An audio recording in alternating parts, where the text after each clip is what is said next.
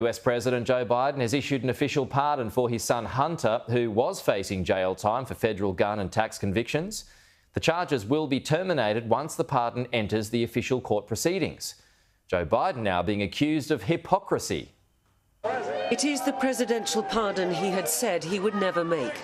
After a Thanksgiving weekend with the family in Nantucket, this statement from the US president. Today I signed a pardon for my son Hunter.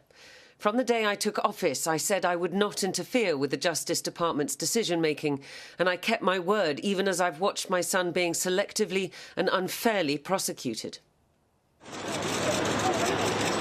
But now it is full clemency for Hunter Biden over criminal convictions in 2 cases. One where he lied about his drugs use when purchasing a gun, and the second for tax fraud, both of which could have seen him jailed in sentencing later this month. The Bidens have long maintained that these cases were pursued as vigorously as they were because Donald Trump saw in them an opportunity to attack his political rival. But when he talks about a convicted felon, his son is a convicted felon at a very high level. On his social media platform, Trump questioned whether President Biden's pardon included those imprisoned as a result of the attack on the US Capitol, who he describes as hostages, calling it an abuse and a miscarriage of justice. As for Hunter Biden, he said on Sunday that he took full responsibility for his mistakes. I will never take the clemency I've been given today for granted and will devote the life I've rebuilt to helping those who are still sick and suffering. Given Trump's threats of retribution on his political enemies and his latest nomination of ultra-loyalist Kash Patel as FBI director, a clear indication he means to make good on them, Joe Biden has chosen to do what he can for his family, even if it's perhaps not quite the presidential legacy that he would like to be leaving. Yeah, well, that's the good word there, legacy. Let's bring in the US analyst for Sky News, Michael Ware. Now, his legacy wasn't flash, let's be honest here, Michael, but how much do you think this decision to pardon his own son affects or damages his legacy even more? Well, it goes without saying, without question, this does tarnish President Biden's legacy. I mean, the hypocrisy here abounds on both sides of the political divide, but the hypocrisy abounds. One, we've heard from President Biden saying over and over and over for months when he was running for president, re-elect in his election and before that he wouldn't pardon his son. Well, he's flip-flopped on that completely. Absolute 180-degree reversal on that. There's also the hypocrisy that he's saying in his official statement, essentially adopting former President Trump's argument that I am doing this for my son because essentially the judicial process has been weaponized. He doesn't say weaponized, but he says the judicial process has been pressured against him. So that's basically President-elect Trump's main claim about the Justice Department.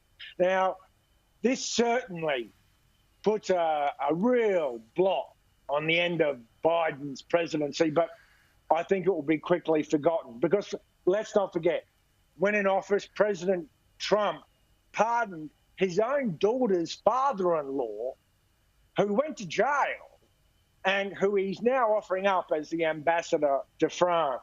And before that, Bill Clinton pardoned his own brother for cocaine offences. Yeah. I would say in any other political environment, this wouldn't have the hypocrisy that surrounds it. So, John Jordan, Republican strategist, who was on the program last hour, he made an interesting point, though. He says because this pardon extends for 10 years, I mean, he's wondering what else might be involved here.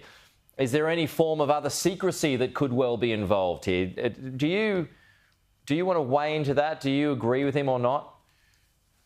Well, as I said, the hypocrisy here abounds, and that is a part of this pardon that's stuck in my craw. It's not just for the gun offences and the tax evade, but it also covers this broad 10-year period from 2014 to 2024, which covers that period of time where Hunter Biden was on the board of an energy company in Ukraine at that very controversial period. Essentially, look, Hunter Biden was a runaway drug addict.